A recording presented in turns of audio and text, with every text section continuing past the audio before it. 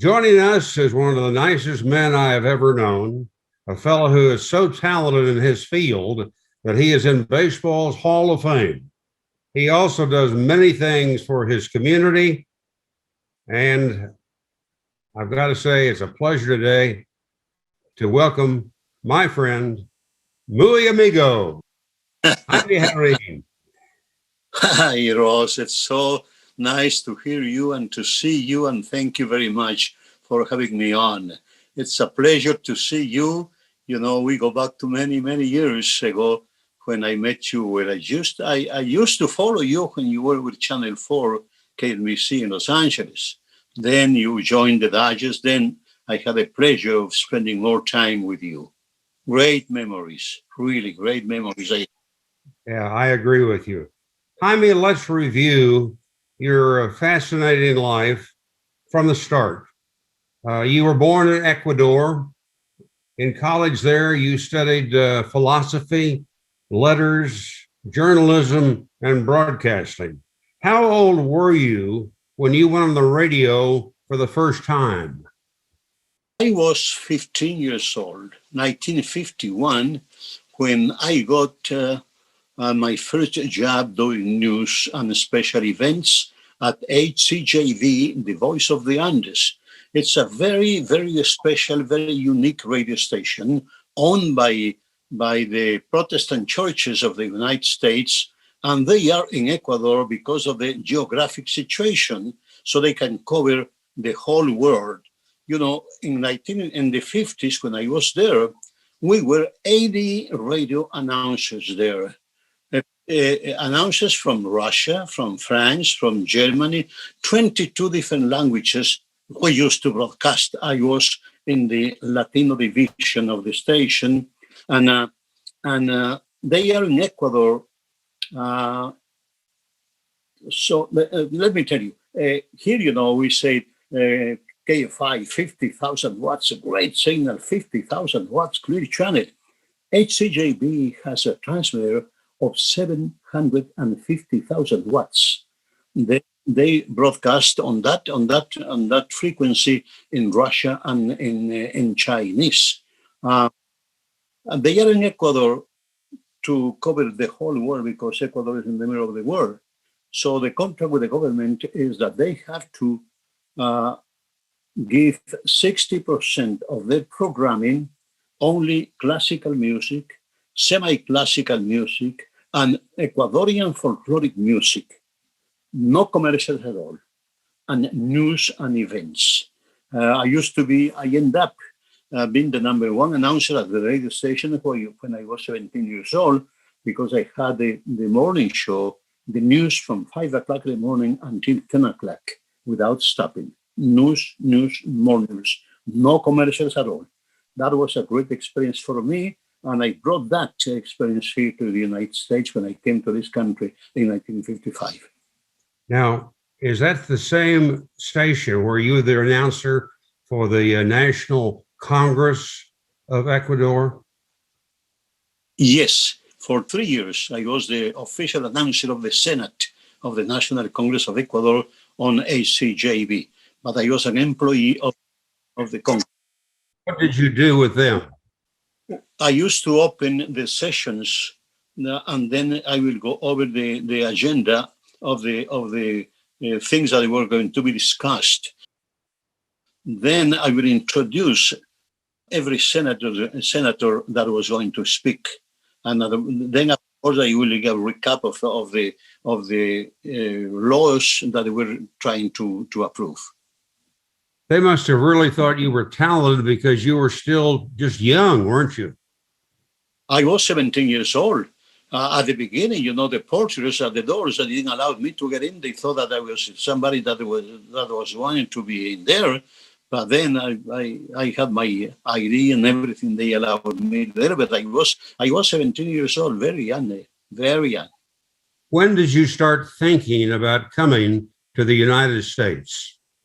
I would say probably the last 2 years before I came here, because I had many friends that were Americans living in Quito, because the station used to broadcast in English, and the radio station was they had the best grammar school in Quito.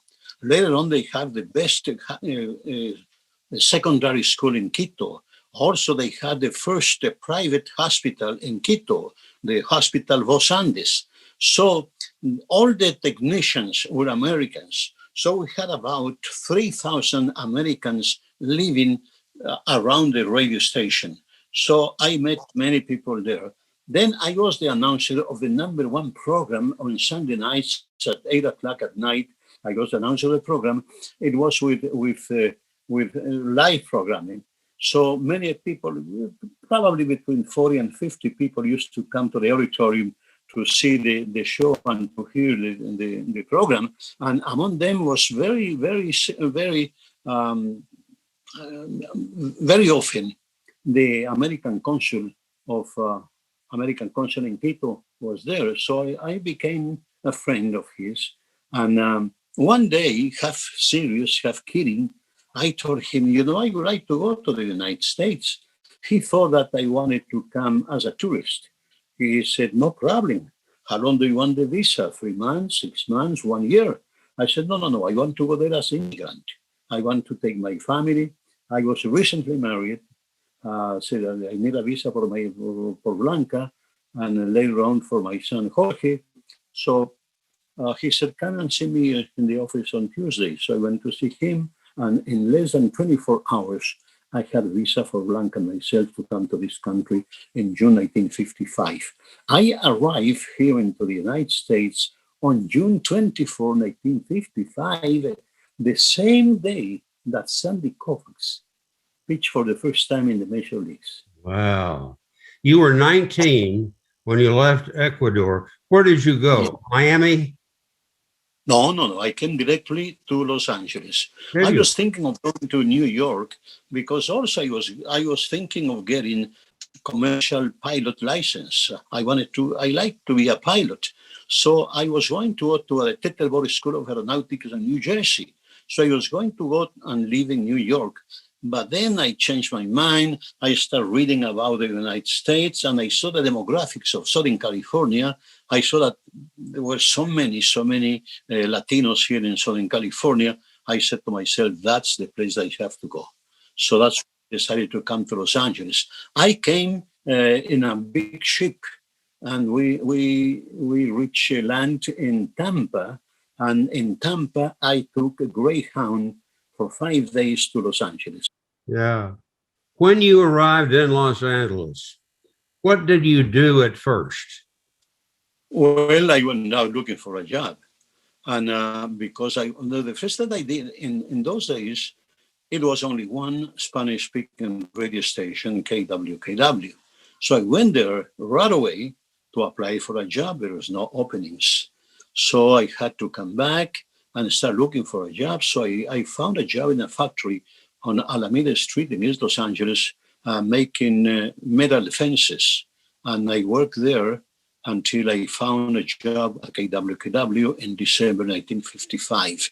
They gave me first a 2-hour show on a Saturday doing news. Then it was a couple of hours on Sunday. Then in about 3 weeks, they were able to give me a full-time position doing news at KWKW. That was December 1955. The station manager was William Beaton. Yes. He won the Spanish language radio rights to the Dodgers, and KWKW began carrying the team's games the first year they were here, 1958. Jaime, had you ever seen a baseball game when you came to this country in 1955? Well, I am very, very special case because I am in the Hall of Fame. And when I came to this country, I have never seen a baseball game in my life. I have never seen a bat or a baseball because in Quito, they don't play baseball at all. In Guayaquil, they played lots of baseball, but not in Quito. So when I came to this country is when I first saw baseball. And it was October 1955. I had been here for 3 months. And 3 years, when Oh, I'm sorry. No, it was 1955, the summer that I arrived here. I saw people around radio receivers and TV receivers watching this game that was being played in New York. It was the World Series between the Yankees and the Dodgers. And I inquired around. I said, what's that? So many people in restaurants, in hotels, and in businesses, everywhere. Everybody was watching this game on TV and listening to radio. So they told me that's the World Series in New York between the Yankees and the Brooklyn Dodgers. So I became interested because I was very sports minded. I started doing boxing from the Olympic Auditorium.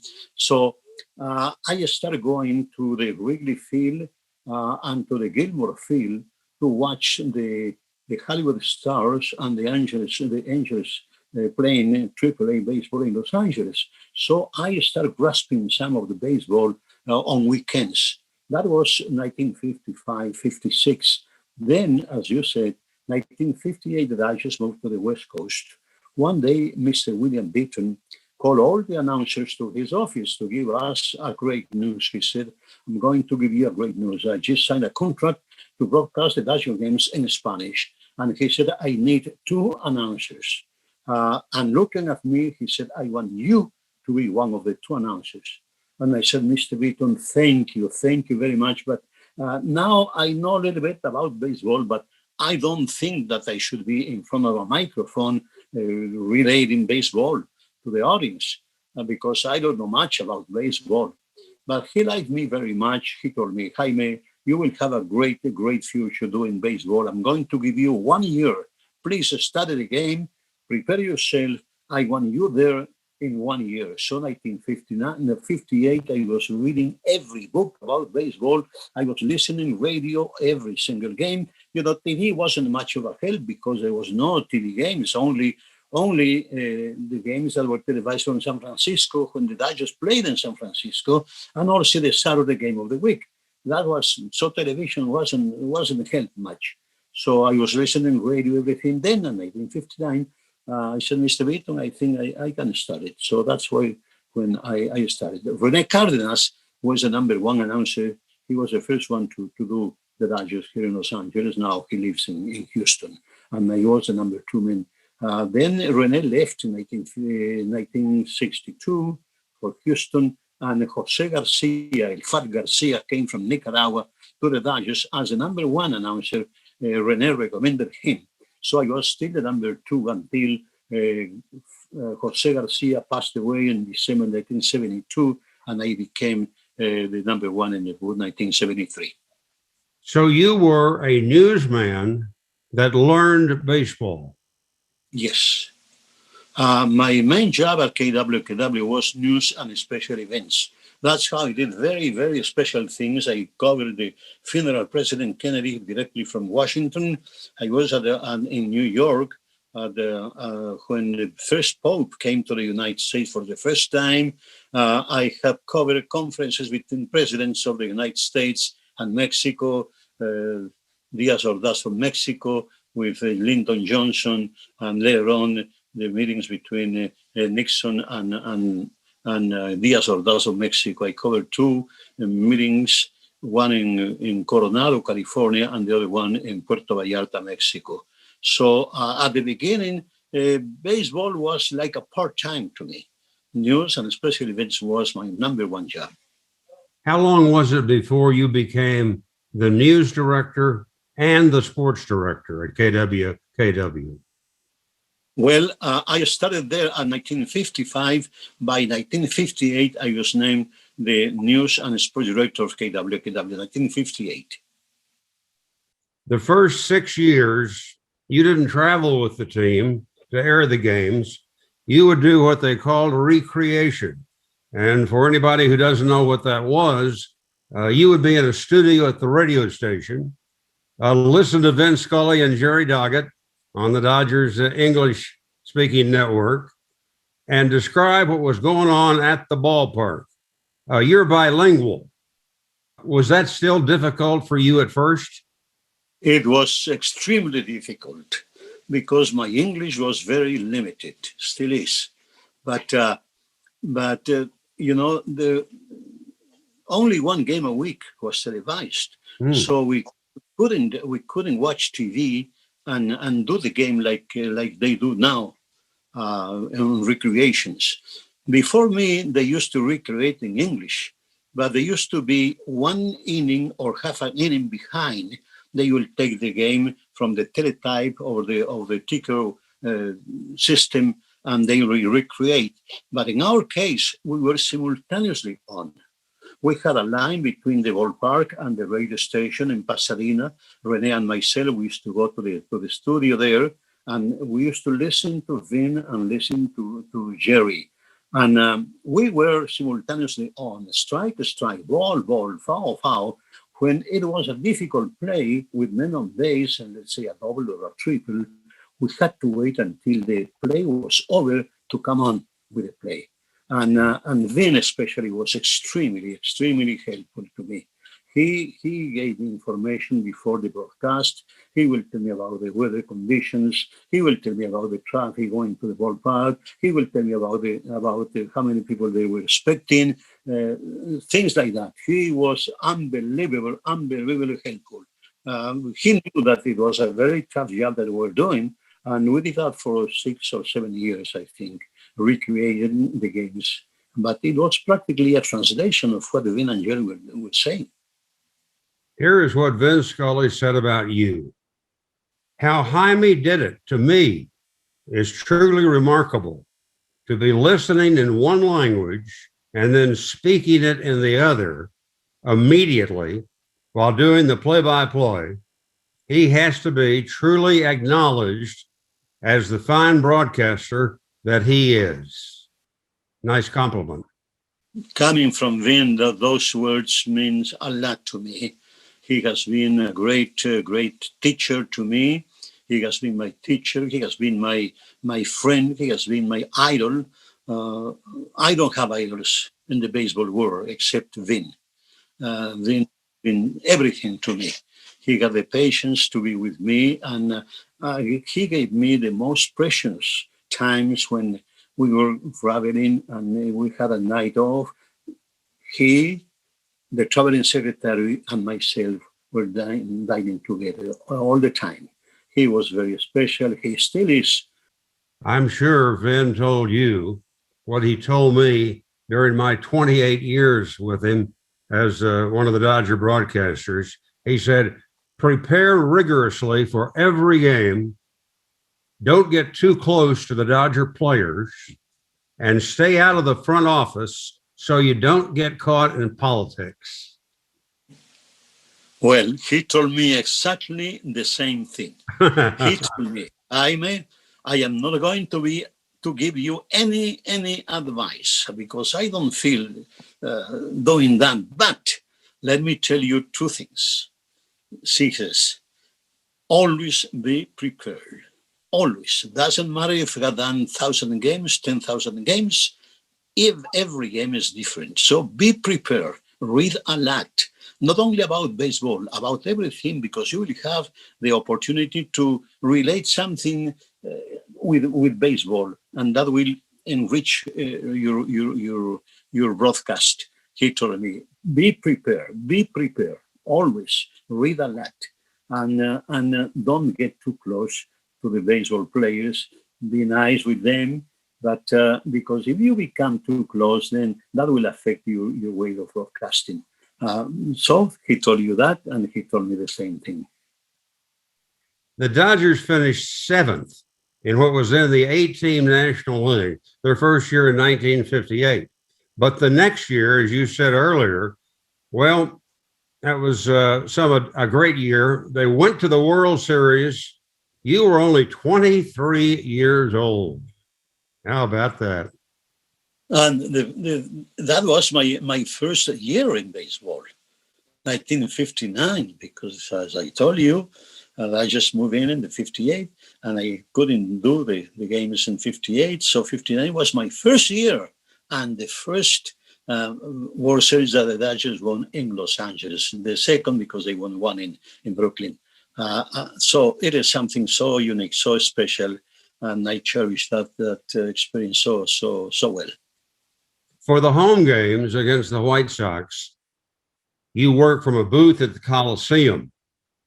When the team played in Chicago, you broadcast in front of a television set in a studio here in Los Angeles. The Dodgers won the 1959 series, and you'll remember this, Jaime. The Dodgers lost the first game of that series to the White Sox 11-0. To nothing. Yes, I remember very well. I remember you. Was it tough to work in front of a television set? It was tough. It was tough to work, but we were excited. You know, it was a World Series, my first World Series, and the same thing for Rene Cardenas, the first one. So it was very, very unique, very special. And when they won, finally, we were so excited. We participated later on and on all the festivities that the Dodgers had after winning the World Series. It was a remarkable year, 1959. From 1962, the first year the Dodgers were at Dodger Stadium, till 1984, you never missed a game. You called nearly 4,000 games. Did you ever come close to missing a game? No. God has been so nice with me, gave me a great physical condition.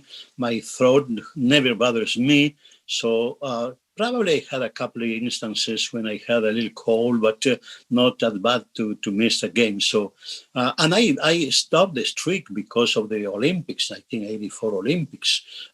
Peter O'Malley asked me to leave the Dodgers because Peter was working very hard. He was working very hard in order to get the baseball as a medal sport in the Olympics. So he asked me to leave the Dodgers for 3 weeks and work for the Olympic Committee. So I was in charge of all the radio production of the Olympics in 1984, and I stopped my 4,000 games. I think it's 4,013 games streak. That Brain Shire is the one that investigated that and was able to establish that number, because I never paid attention to that. So, but it was something very, very special to me. The 1980 and 1981 seasons were very special for you. Fernando Valenzuela became an overnight hero, and you served as the interpreter. Tell us about those experiences. Yes, when Fernando joined the Dodgers, we were in Houston. He came from San Antonio, where he had really a streak of great and good number of innings without allowing any runs. So he joined the Dodgers in Houston in September. We were on the road. He didn't pitch in Houston. Then we moved to Cincinnati. He didn't pitch in Cincinnati. Then we went to Atlanta, and he came into a game. And the first batter that he faced was Bruce Benedict, the catcher from the Atlanta Braves, and kicked a fly ball to center field. That was the start of Fernando Mania. To me, Fernando Mania started not I think in 81, but in 1980, when Fernando came to pitch as a reliever in the last series of the season against the Houston Astros. The Dodgers had to win 3 games in order to finish in first place, tied with the Astros. So and he won the first game. Jerry Royce won the second game, and Fernando came in the 6th inning to relieve in the 3rd inning, and Steve Howe came in the 9th inning. No, in the 10th inning, because he went 10 innings, and the Dodgers won. So they need an extra game. Many people thought that La Soda should use Fernando as a starter, but I don't think so. I think it was asking too much to ask this young kid, first year in the major leagues, rookie, very green, to start such an important game. So Dave Gold started the game, but by the 3rd inning, the Astros were winning 7-1. Bert Hutton allowed, he was a starting pitcher, allowed 4 runs. Then Sutcliffe came and relieved in the 3rd inning, and he allowed 3 runs. So it was 7-1 ahead of Houston. when Fernando came into to pitch into the game in the 17th. But that's when people realized how special Fernando was. Then we have 1981 season. Fernando got the assignment to start the game, and he won the first 8 games, 5 of them as a shutout. When Fernando came to the Dodgers in 1981, as a started, they need somebody to translate for him. At the beginning, they asked Manny Mota, who's a first base coach, to help translating for Fernando, and also Pepe Frias, who was the second baseman, who became very close to Fernando, probably the closest friend that Fernando had the first 2 years in the Dodgers organization. So, but then Fred Clare, who was the head of publicity, he thought that it was not really good to use players or coaches helping Fernando. So he came to me and said, Jaime, as you work for the Dodgers, you are with the Dodgers everywhere, you travel with the team, could you help Fernando translating for him? And I said, fine, that will be fine. So that's how I started to helping Fernando. Did Fernando know more English than he let on? Later on, yeah. Now he speaks very, very good English. But the first 2 years, really, he couldn't speak any word. He couldn't understand any English at all. He needed help. No question about it. But he was always on top of everything. Even though he didn't understand English, he didn't speak English, he knew exactly what was going on around him. And we went to cities where we had press conferences that were very difficult for Fernando, New York especially, when we went to New York for the first time, there were about 100 newspaper men waiting for us at the airport and going to the Shea Stadium. But Fernando was very sharp, very intelligent. The only advice that I gave to him said, Fernando, you don't have to answer every question that they ask you. If you don't like any question for any reason, just be polite and say, I'm sorry. I don't care answering that question. Next one, please. That's the only advice that I gave him. And he did very, very well. He never refused a question. He never lost his composure. He was really, really fantastic. Fantastic. Well, in 1981, that first full season for him, he had 8 shutouts. That's remarkable. Yes. Well, at the beginning, he got 5 shutouts at the beginning of the season. 8 wins, 5 shutouts at the beginning of the season. Wow. I mean, you have to be proud of the growth of Hispanic Dodger fans and the role that you have played in helping that. Tell us, what percent of the Dodger fan base was Latino when you started in 1959, and what is it today? Well, I understand that when we used to do the games at the Coliseum, the Latinos attending the Coliseum was about 8 to 10% at the most. Days in Dodger Stadium, they say it's about 42 to 46%. That means that we have really cultivated the Latino market in Southern California. 3 reasons why I have lasted this long doing baseball long. My longevity is because, first, I love what I do. I am in love with baseball. Nothing better for me to be doing baseball. I love the game. Number 2, the support that I got from my family, particularly from Blanca. She never complained about my absenteeism. She never complained about me being away from home so much. And my kids, Jorge, Mauricio, and Jimmy, they were growing up, and many times I wasn't with them. So Blanca is the one that took them to a park, to horse riding and things like that. It was Blanca, and she never complained about my job. She was very proud of what I was getting, and she was always one step or half step behind me. She didn't want it to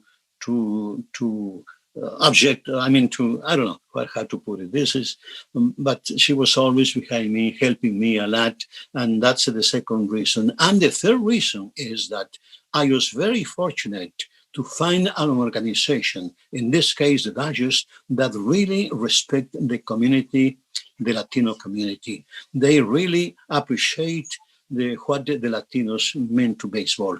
There is no question that the segment of population in the entire country that really follows baseball is the Latinos. The Latinos love baseball. They are very sports-minded people. They love boxing, they love soccer, and they love baseball. But I think we were able to cultivate, because, at the beginning, Ross, we had to teach the game. I remember many times they will ask me, Jaime, what do you mean by he was out from 6 to 3? And I had to look, every position has a number. The pitcher's number 1, the catcher number 2, the first man number 3. So if the ball goes to the shortstop, who is number 6, and he picks up the ball and throws to first, he throws to the number 3. So it's 6-3. If there's a fly ball to center field, number 8, that's a fly ball to center field. It's fly to number 8. So we had to teach people, especially when Fernando arrived to the scene. Many women, especially ladies, they were behind Fernando. They used to pray the rosary the days that Fernando was preaching. It was unbelievable. In those days, there was no social media, so everything was through the phone or through letters. I used to get so many letters, so many phone calls from people that were following Fernando, and that was unbelievable. And especially, people from Mexico, from Central America and South America, who didn't care much about baseball, they became, thanks to Fernando and thanks to our broadcasts, followers of baseball. So I think Fernando is the single one ball player that created more new baseball fans than any other player in the history of the game. Because here, regarding Koufax or Drysdale or Maury Wills, people here, the kids at school, they already start knowing baseball. When they are 4 years old, 5, 6, 7 years old, they know baseball. But in our case, kids coming from Central America, from South America, from Mexico, they didn't know at all baseball. So we had to teach them, and to be able to say that the percentage that had been increased, it's amazing. And I think it is because the Dodgers had the vision to say how big the Latino community is in Southern California. Angels broadcaster Jose Mota has said, Jaime is a jewel for baseball globally. He's always had a sense for community engagement, learning, and teaching through his broadcast. Baseball as a whole is better because of him. Nice words. Those words overwhelm me that really I appreciate very much. Well, I have been always very interested in the well-being of the community.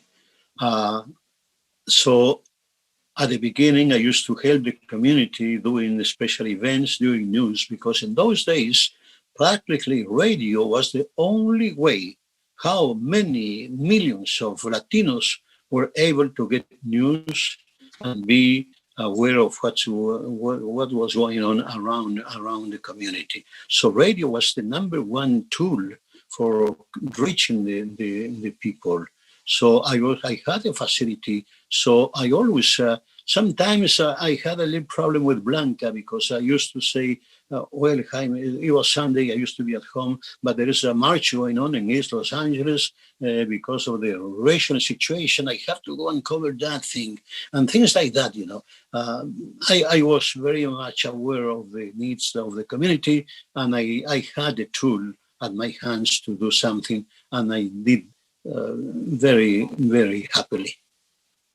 But baseball was not the only sport in which you were an expert. You called over 30 world championship boxing bouts around the world for radio and television stations in Latin America. What was your favorite fight? Well, no question about it. I was in Manila for the Manila Thriller, Cassius Clay and Frazier. To say that both fighters went to the hospital after the fight tells you how important the fight was. It was an unbelievable fight.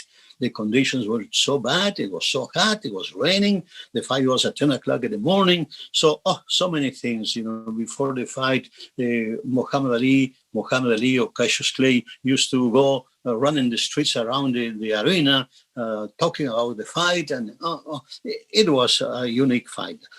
Yes, I was very fortunate to do many championship fights. I did all the championship fights of Mexican fighters here in Southern California, the days of Pajarito Moreno, the days of Pimentel, so many of those, all those. But I did fight from Paris between Mantequilla and Carlos Monzon from Argentina, from Paris. Then I did fights from Monte Carlo, from Rome, from Milano, Monzon and Benvenuti. And I did a fight from Japan. Mexican fighter Saldivar was defending his title there. So I have done my good number of fights. I did many fights from San Juan, Puerto Rico, from Las Vegas, from Houston, championship fights. So I enjoy doing fights, totally different than doing baseball.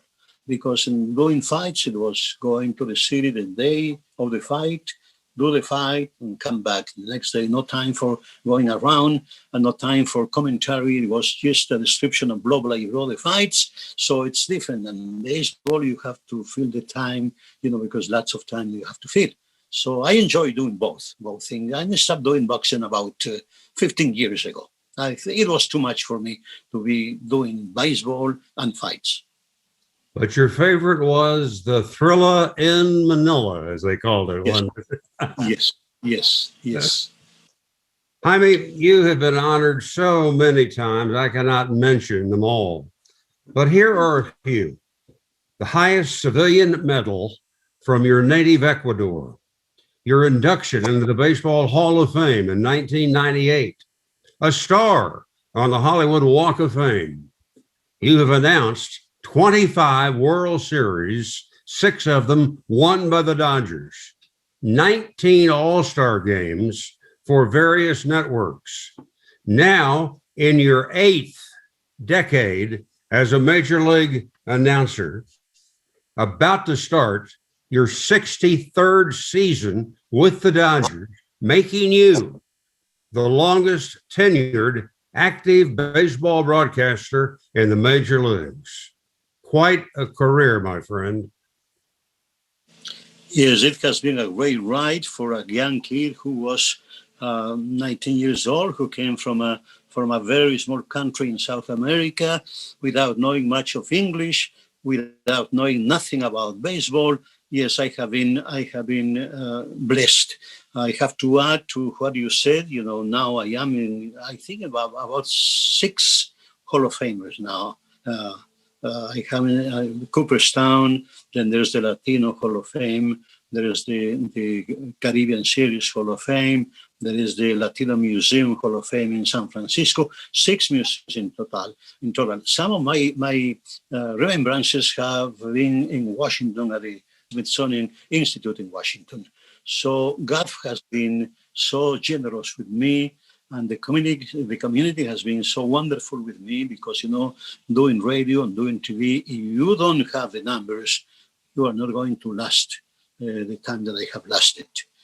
So it's amazing that right now I am the senior of all announcers, radio, TV, in any language in the Major League Baseball. And the second behind Vin with the Dodgers. And it's really, really unbelievable. I stop, I think, and it's hard to believe, but it's true. And I have enjoyed very, very much.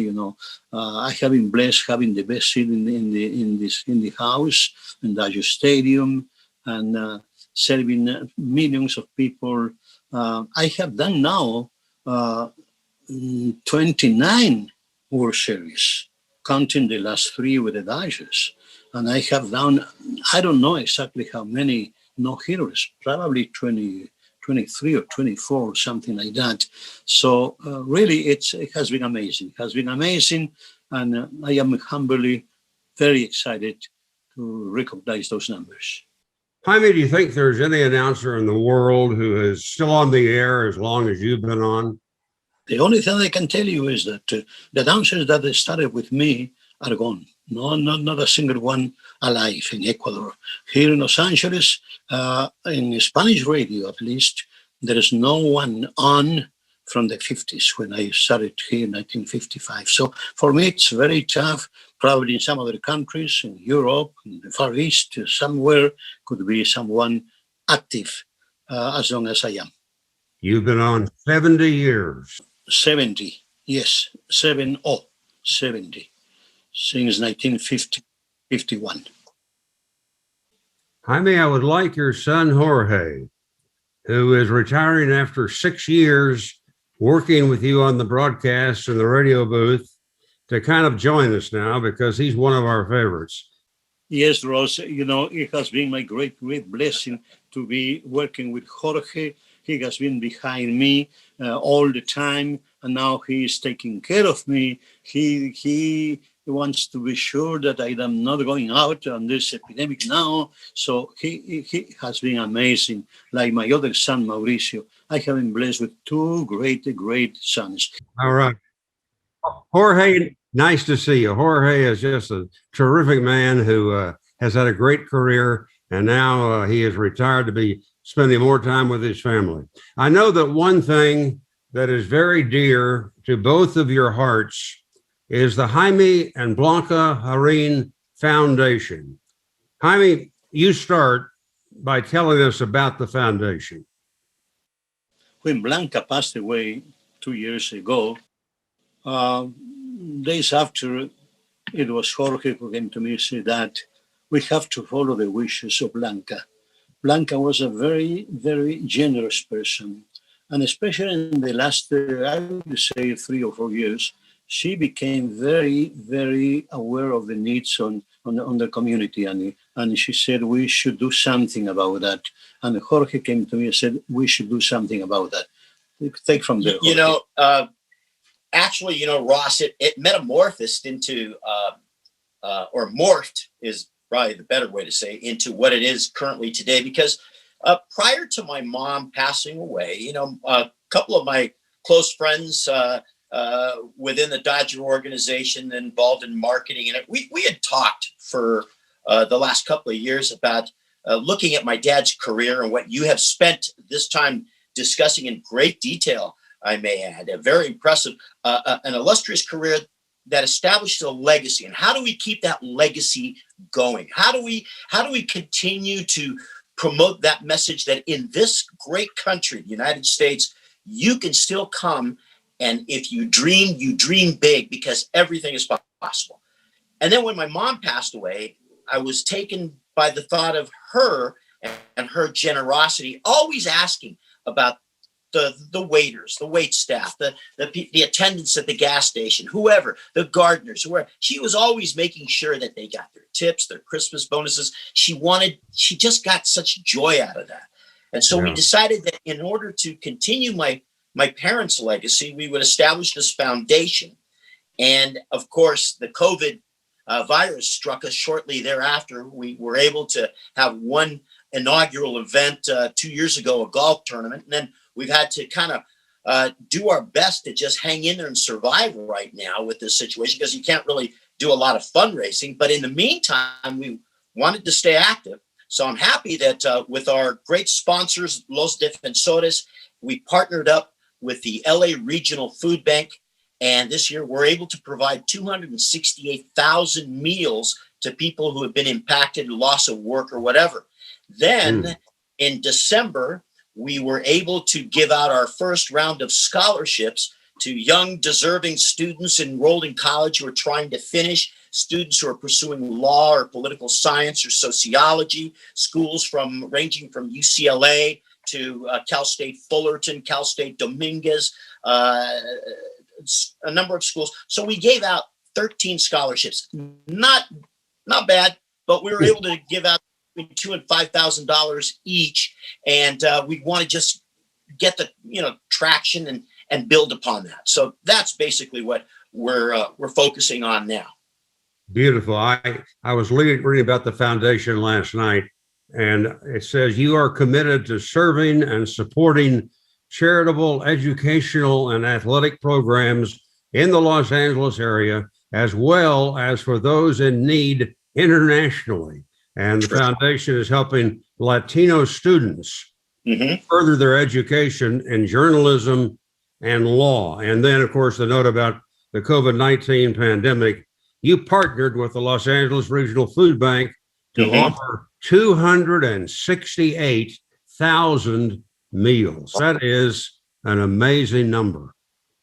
Well, fortunately, we're not alone in that category. There are others who have also stepped up, and we just felt the importance of trying to do our share. My mom used to say, we're not going to come up with the answers for all the world's problems, but at least we can do our part, no matter how small or how big it is.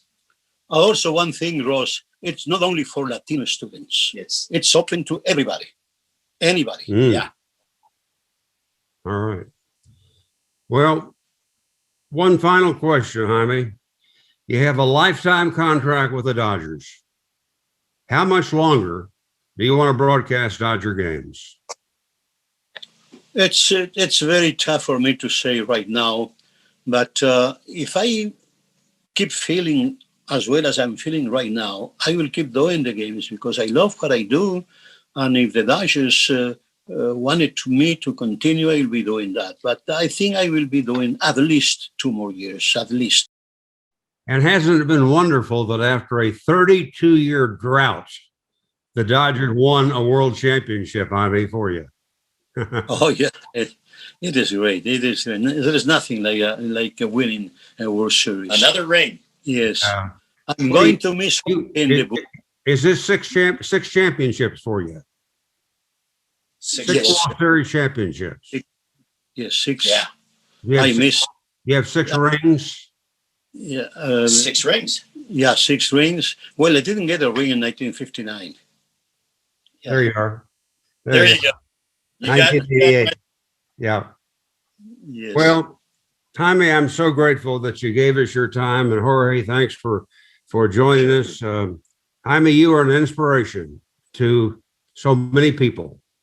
Stay well, my friend.